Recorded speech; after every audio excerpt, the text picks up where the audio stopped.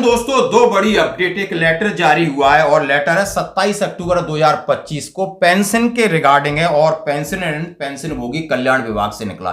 ध्यान देने वाली बात है कि आखिर फैमिली पेंशन यानी clarification regarding enhance rate of family pension death after retirement cases में क्या नए नियम हैं। यानी कोई भी व्यक्ति एक्सपायर्ड हो जाता है तो उसको फैमिली को कितनी पेंशन मिलेगी, किस कंडीशन में मिलेगी, ये। और दूसरा एक जो वायरल हो रहा है कि सेवानिवृत्ति के बाद पूर्व सैनिकों द्वारा की जाने वाली 25 आम गलतियां जिन्हें टालना नहीं चाहिए, यह भी बहुत इंपॉर्टेंट है। जिला सैनिक कल्याण अधिकारी हर एक ने इसके बारे में बात किया है। तो सबसे पहले आइए यही बात करते हैं, उसके बाद फैमिली पेंशन की बात करेंगे। तो इसमें उन्होंने कहा है कि सेवानिवृत्ति के बाद सैन्य जीवन में सेवानिवृत्ति एक बड़ा कदम है जिसके लिए सही योजना बनाना बहुत आवश्यक है। पूर्व सैनिकों को सुनिश्चित करना चाहिए कि उनके सभी दस्तावेज सही हों ताकि किसी प्रकार की समस्या न हो।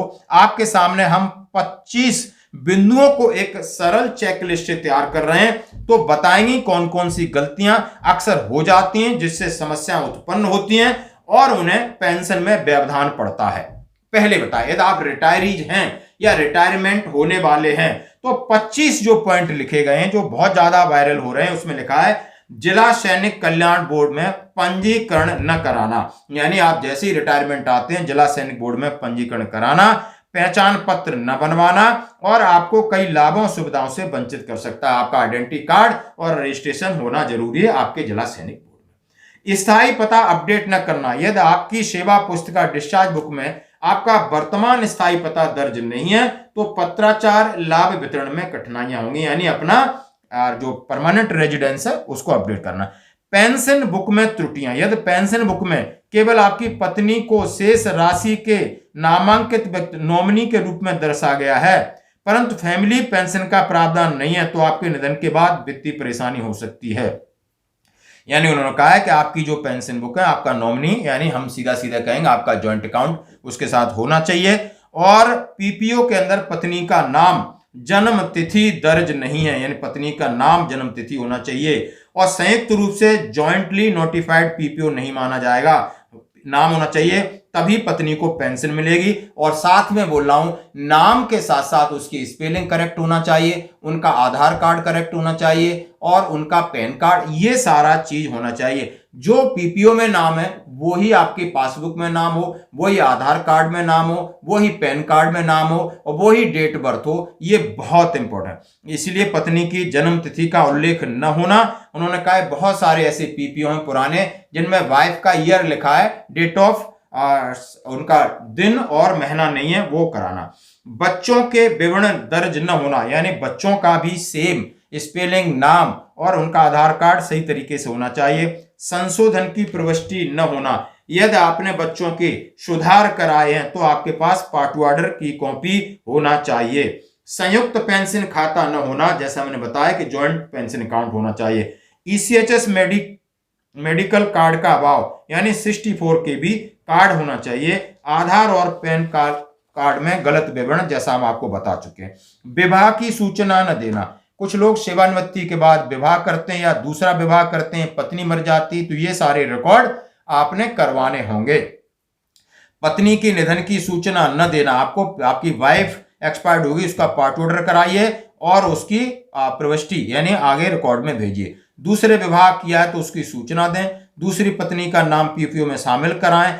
विकलांग बच्चे का विवरण न होना, यदि आपका बच्चा कोई हैंडीकैप्ड है तो उसका विवरण होना चाहिए। और निर्भर व्यक्तियों के पहचान पत्र न बनवाना, यानी डिपेंडेंट आई कार्ड बनवाने से उन्हें सुविधाएं प्राप्त करने में दिक्कत होती है।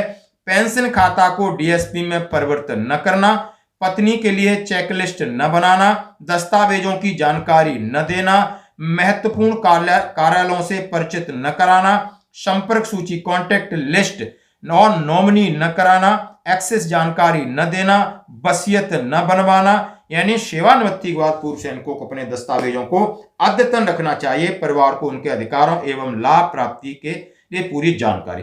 अब मैं बहुत शॉर्ट में बताया, मैं इसके लिए एक डेमोन्स्ट्रेशन आपके सामने रखूंगा, पूरी डॉक्यूमेंट आपके सामने रखूंगा, कहां कहां से पैसा क्लेम होता है, कौन कौन सा डॉक्यूमेंट कैसा होता है, हमने इसके लिए पूरी एक तैयारी की है, हम आपके साथ शेयर करेंगे। लेकिन ध्यान में रखना, ये जो पॉइंट हमने कहे कहीं ना कहीं आपके माइंड में होना चाहिए। धन्यवाद। अब मैं बात करूंगा ऑफिस मेमोरेंडम जो जारी हुआ है 27 अक्टूबर 2025 को, clarification regarding enhance rate of family pension death retirement. उन्होंने कहा है पारिवारिक पेंशन की बढ़ी हुई दर से संबंधित स्पष्टीकरण सेवानिवृत्ति के बाद मृत्यु के मामले। पेंशन एवं पेंशन भोगी कल्याण विभाग सेवानिवृत्ति के बाद सरकारी कर्मचारी की मृत्यु के बाद पारिवारिक पेंशन की बड़ी दरों के संबंध में जानकारी और स्पष्टीकरण मांगने के लिए कुछ आरटीआई और आवेदन गए थे। तो उन्होंने 27 अक्टूबर यानी आप समझ सकते हो अभी 3 दिन पहले जवाब दिया है। संबंध में बताया गया है कि सीसीएस पेंशन नियम 2021 के नियम 50(2)(a)(3) के अनुसार सरकारी कर्मचारी की मृत्यु के बाद पारिवारिक पेंशन कर्मचारी के पात्र परिवार के सदस्यों के निम्नानुसार बढ़ी हुई दर पर दी जाती है। अब कहा है सेवानिवृत्ति के बाद सरकारी कर्मचारी की मृत्यु की स्थिति में पारिवारिक पेंशन 7 वर्ष की अवधि या उस तिथि तक अवधि के लिए देय होगी जो तिथि सेवानिवृत्त मृतक सरकारी कर्मचारी यदि जीवित रहता है तो 67 आयु प्राप्त कर लेता। अब मैं आपको सीधे सीधे अपने शब्दों में बताऊं, यदि कोई सरकारी कर्मचारी, यदि कोई भूतपूर्व सैनिक रिटायरमेंट के बाद माना कि वो 45 साल में एक्सपायर्ड हो गया है तो 45 यानी 52 साल तक उसको 50% फैमिली पेंशन मिलेगी, इनहेंस फैमिली पेंशन। और 52 के बाद जैसे उसकी डेट ऑफ बर्थ 7 कंप्लीट होती है तो उसकी 30% हो जाएगी। यह है कंडीशन। या सपोज करो एक पेंशनर है वो 65 साल में एक्सपायर्ड होता है तो मात्र 2 साल ही उसको 50% पेंशन मिलेगी, क्योंकि आगे 67 ईयर्स का भी एक बाउंडेड है। पहली शर्त 7 साल, दूसरी शर्त है 67, दोनों में से जो पहले होगी वो मान्य की जाएगी। इसीलिए ये इसके ऊपर क्लैरिफिकेशन दिया है और उन्होंने सारी चीजें डाला है।